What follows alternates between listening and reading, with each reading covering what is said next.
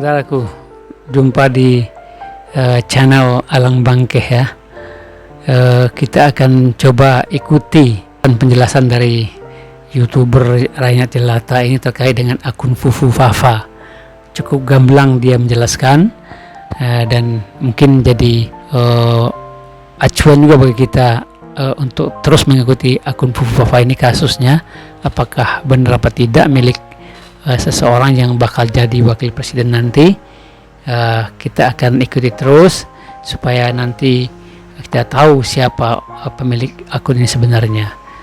Tergantung nanti akhir dari keputusan pemerintah yang punya decision maker di sini tentang akun ini, apakah patut layak dikasuskan atau ada efek-efek lain nanti ke depan. Mari kita ikuti, saudaraku. Kiri kanan size-nya beda. Enggak lah, sama lah. Pre-love Syahrini. Anda pikir Anda siapa? Nah, ini ngobrolin bahasa Syahrini ya. Ya anak muda, wajar-wajar saja sih barangkali waktu itu ya.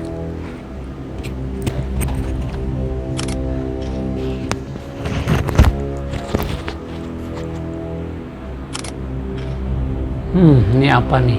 Oh, ada yang nekat. Coba cek GoPay-nya milik siapa ini? Bocorin rahasia anak presiden. Iya, dan teknologi. akun GoPay sampai hina Rasulullah. Assalamualaikum warahmatullahi wabarakatuh. Waalaikumsalam warahmatullahi wabarakatuh. Kali ini kita bakal bahas satu topik lanjutan dari akun Fufu Fafa yang akhir-akhir ini membuat kita semua gelisah, gemes, lucu, tapi juga serius. Dan ngomongin akun Fufu Fafa ini, banyak netizen 1000% menduga bahwa siapa 1000%, Masya Allah. akun Fufu Bukan Fafa ini 100 ya. hampir mayoritas mengatakan sosok tersebut adalah Gibran, sang putra mahkota.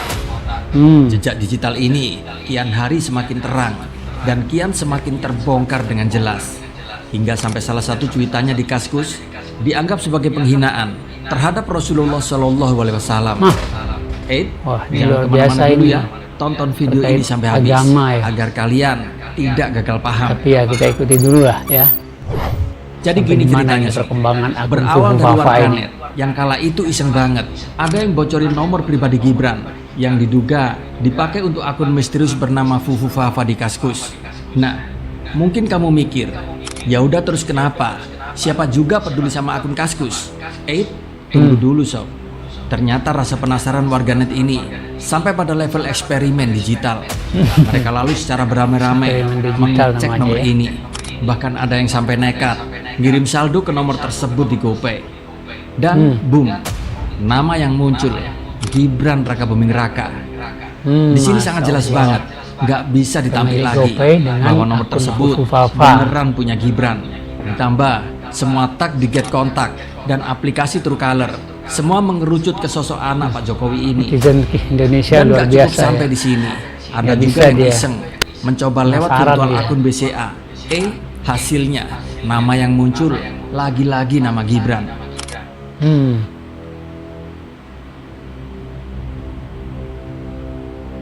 Ada yang nekat transfer uang masuk ke transfer rekening yang dimaksud 10.000.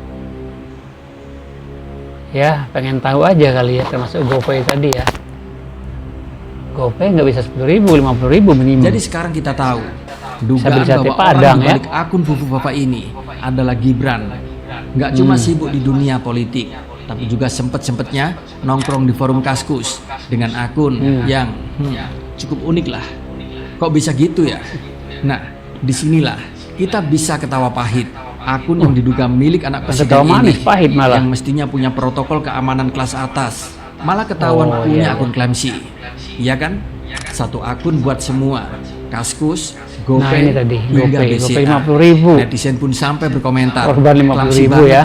Definisi satu akun buat semua. Ceroboh bener nih orang. Di sini bukan cuma soal nomor. Akun Fufu Fafa ini juga bikin geger dunia maya atas rekam jejak digitalnya yang banyak dianggap lebih dari sekedar lucu-lucuan. Bahkan ini sangat begitu keterlaluan. Ada tuduhan berat yang menyeret akun ini loh. Bayangin, di tahun 2018 akun Fufu Fafa ini sempat bikin komentar yang dianggap menghina Nabi Muhammad SAW.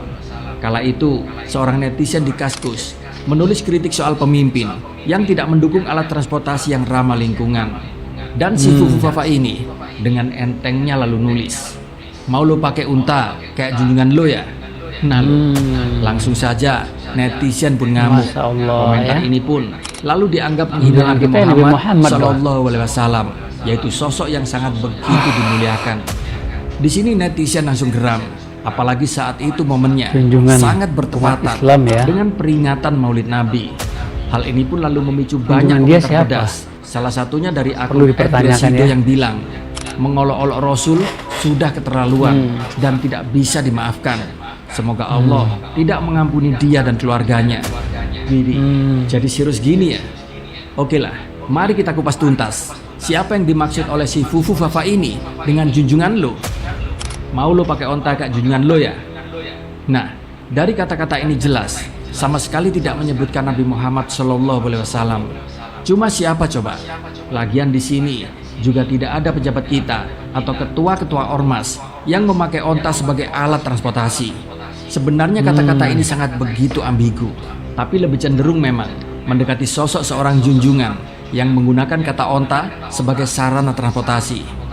Dan itu Nabi besar kita, Muhammad SAW. Bukan berarti ini cocok logi ya, tapi memang faktanya tidak ada pejabat kita atau ketua-ketua partai kita atau ketua-ketua ormas kita atau siapapun di Indonesia ini yang menggunakan onta sebagai sarana transportasi. Adanya cuma di Arab Saudi, dan yang jelas-jelas disebut sebagai junjungan bagi sebagian besar rakyat Indonesia, terutama yang beragama Islam, tentu adalah sosok Nabi besar Muhammad SAW. Disinilah letak kontradiksi yang bikin kita semua gemes. Di satu sisi, Gibran yang diduga pemilik akun ini mungkin hanya iseng atau kurang hati-hati dalam memilih kata atau diksi. Tapi masalahnya, ini bukan sekedar salah tulis. Ini soal etika seorang public figure, apalagi anak presiden. Bukannya menjadi teladan, malah membuat gaduh dengan komentar yang dianggap menyakiti perasaan umat Islam. Gibran yang diduga pemilik akun ini, yang sekarang terjun ke dunia politik, jelas nggak bisa lepas dari sorotan publik. Dia di sini harus lebih hati-hati, apalagi dengan jejak digitalnya yang makin gampang ditelusuri. Dan kalau anak presiden saja bisa kebobolan seperti ini, gimana dengan rakyat biasa? Nah, di sini banyak netizen yang bertanya-tanya, tapi kok pemerintah terkesan diem ya melihat fenomena ini? Di sini Pemerintah siapa semakin dulu kuat dong? indikasi bahwa orang di balik akun Fufu Fafa ini memang bukan orang sembarangan. Dia punya pengaruh, dia punya kekuasaan. Keluarga Prabowo, Dan ya. semakin kuatlah dugaan bahwa ini adalah Gibran Raka Buming Raka. Lalu banyak netizen bertanya-tanya, mana nih tindakan tegas dari pemerintah? Apalagi ini sudah menyangkut penghinaan terhadap simbol agama. Wah, makin parah kayaknya. Di sini kita sebagai rakyat jelata juga heran. Kok sepertinya pemerintah adem ayem saja ya? Kalau ada warga biasa yang bikin ulah kayak gini, sudah pasti akan kena pasal undang-undang ITE. Dan dari awal bergulirnya kasus ini hingga sekarang ini, mulai dari membongkar boroknya si Fufu Fafa ini hingga Kominfo yang memberi banker perlindungan buat Gibran, hingga berujung kemarahan netizen yang beramai-ramai membongkar kian semakin dalam.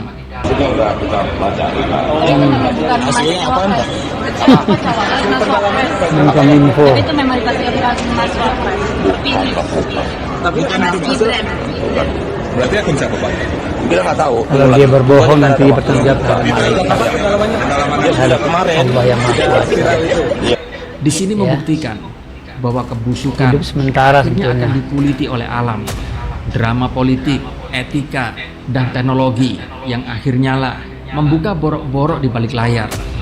Sekarang kita tahu bahwa jejak digital itu memang sulit hilang, bahkan untuk orang sekelas anak presiden. Di sini harapan kita, masyarakat Indonesia ini, pemerintah harus segera membongkar kebusukan siapa di balik akun Fufu Fafa ini. Walaupun banyak netizen saat ini sudah mengantongi banyak bukti kuat bahwa itu adalah Gibran. Tapi kalau pemerintah hanya diam, di sini pun malah akan semakin membuat masyarakat curiga. bahwa keluarga Jokowi memang sangat mustahil disentuh oleh hukum yang berkeadilan. Memang berat sih mengungkap kasus ini bila memang orang di balik akun Fufu Fafa ini adalah Gibran, karena ada beban moral yang harus ditanggung oleh Jokowi berserta kelompoknya. Dan jika Gibran terbukti sebagai pemilik akun Fufu Fafa ini dan tetap menjadi wakil presiden Indonesia, dampak buruknya pasti sangat begitu signifikan bagi citra Indonesia di mata dunia internasional. Yang pertama, reputasi Indonesia sebagai negara yang menjunjung tinggi etika dan moralitas dalam kepemimpinan pasti akan tercoreng.